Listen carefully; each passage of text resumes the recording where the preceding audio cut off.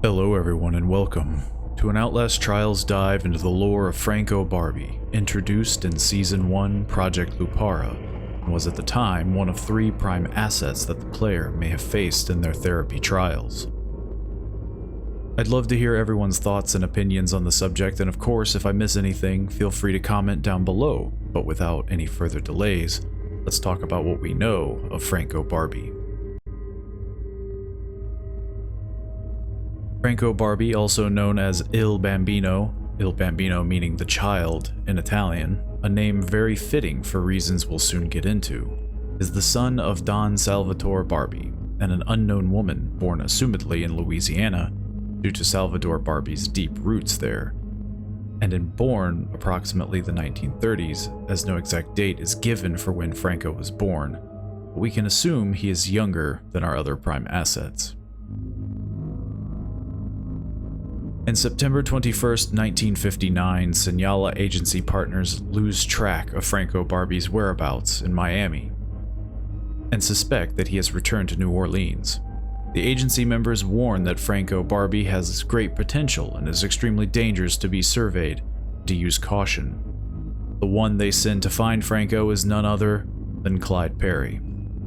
We see that Clyde Perry makes contact with an employee of Franco's father, Salvatore Barbi, as they too want him to be found, as he wasn't supposed to return to New Orleans. Clyde is soon shown a photo of Franco, and the employee states that it's a photo taken 15 years ago. His face is damaged and patched up with bandages, after his father and him celebrate the first time he killed a man, his first kill being at the age of 10. The man describes how even at 10 years old, Franco takes his father's shotgun and kills a man who owes his father money, the shotgun having so much recoil that it jumps back and breaks Franco's cheekbones, eye sockets, teeth, and in general breaks his face. That Franco wasn't pretty to start with, but after that he now looks even worse, and that was the only time any of them ever saw Salvatore hug his son or even act proud of him in the slightest. He then discusses Franco's teenage years and how he becomes his father's hired killer or button man, and that he sawed the front off of a shotgun and ruined it, thus making his signature weapon we see in the trials. Not even a month later, they hear about another body, how it's not just killing, but chewed up. Taking the image they use in the comic on account, we can see that Franco has aggression. The body doesn't appear to be literally chewed on, but heavily mutilated, most likely in an act of rage to perhaps make others look worse than he does. Being his teenage years, we could take a guess that this is probably when Franco was his most sensitive to his looks, and thus wants others to pay for it. It's later said that he would kill guys just out of meanness, and that he would even kill working girls or prostitutes. The rumor being circulated that he was compensating on the fact that he couldn't perform in bed, and would use his shotgun Lupara, his form of compensating most likely being that if he kills them, then he can still be viewed as a man. Clyde, now hearing the name Lupara, questions what it is, the employee informing him that it means shotgun, not mentioning in the comic the actual term coming from the Italian farmers the style of shotgun is used for in protecting livestock against wolves, as its literal translation means for the wolf. He continues by telling a popular story of Franco, that he had eventually killed so many people that even his father, a powerful crime boss, couldn't keep the cops at bay, so he sent him to Miami to keep their mutual friends with the Cuban situation. That Cuban situation being that the mafia based casinos as they were working with Cuban officials in counter-revolutionary work.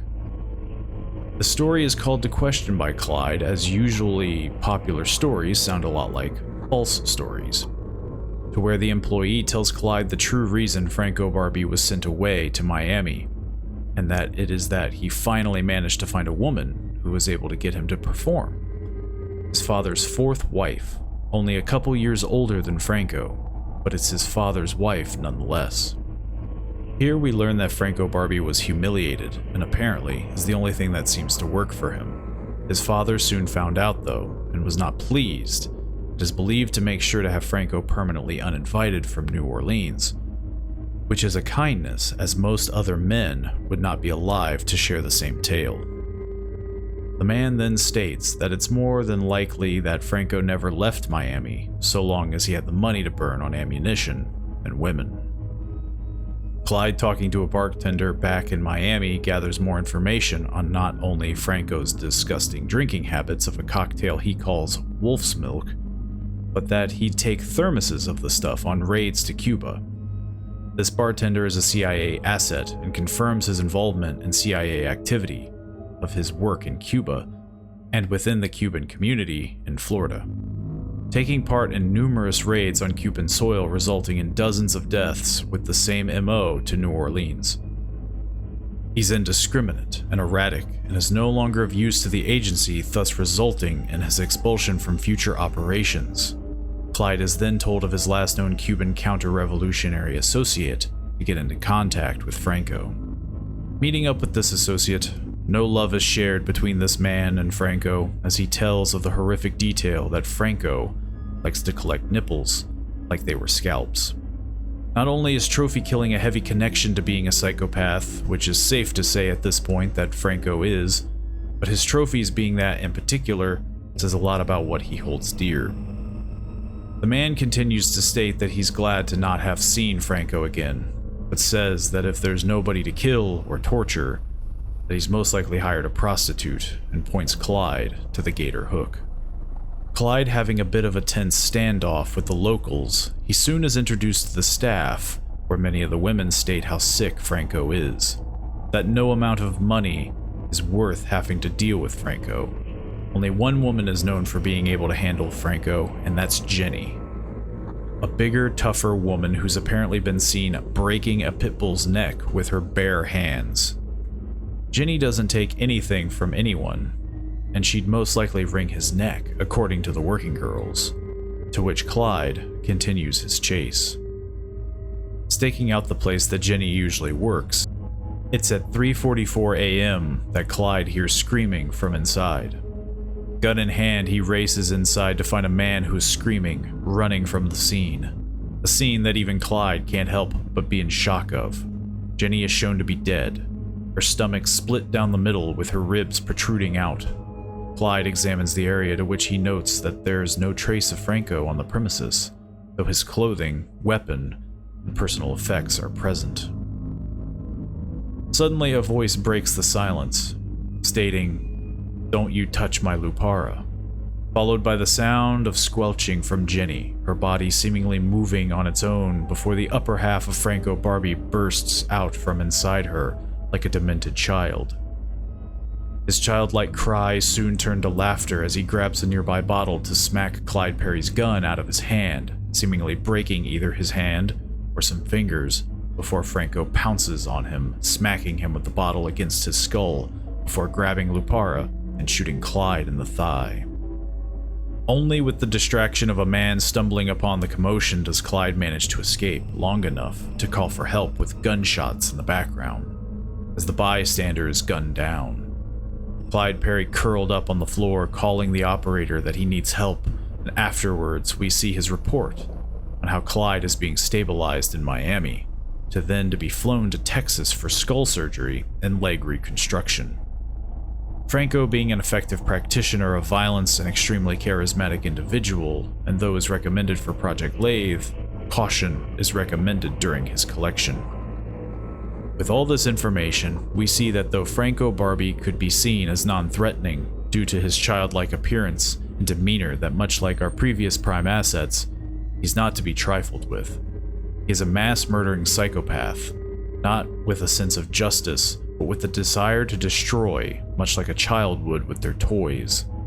He sees most people as either useful to him or useful for him, and once that use is spent, then their last actions will be his enjoyment of killing them. Franco having the same prowess as Leyland Coyle, as we mentioned in a previous video, of being able to attack Clyde, a heavily theorized ex-Marine whose sole purpose is to hunt down psychopaths similar to Franco, shows that Franco is a skilled combatant and has most likely seen as much, if not more, combat than Clyde, with how many raids Franco has been through, how many hits he's been sent on for his father, and at such a young age.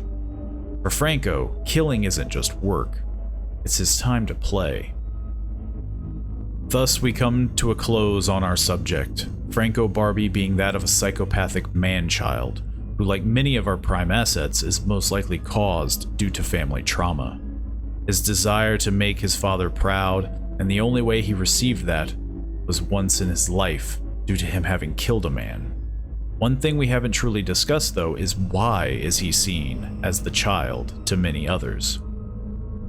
There are a number of reasons due to this, but the one most glaring one is that of his bulbous head. It almost gives him a baby-like appearance, especially his hair coming off as that of a cartoon baby. His personality would be another such reason for this title of Il Bambino. He's brash, petty, immature, and defensive, and becomes highly aggressive if made fun of, almost on how some children are if picked on, but we don't truly get a sense of his personality unless in-game via his voice lines. His habit to also cry like a baby does him no favors in this regard. As much as he hates being called a child, it's something he clearly can't control, but is ingrained in him to be a child. One could assume it's due to potentially being the only time his father ever cared for him, or even loved him. With all this in mind, it is clear why he is deemed the child, both to others and as the prime asset's mockery of family. He is a man who wants to be treated like a child even if he says he doesn't. He wants women to treat him like a baby in a sick and twisted way of feeling loved. That is all that I have for now, but in the meantime, let me know your thoughts and theories as I'd love to hear them. Let me know if I missed any details, and don't forget to subscribe to stay up to date on future videos. Some videos being Let's Plays, some being these lore and theory videos that will be posted at least once a week. Don't be afraid to let me know of some other subjects that you'd be interested in seeing either, and hopefully I see you all in the next video. See you then.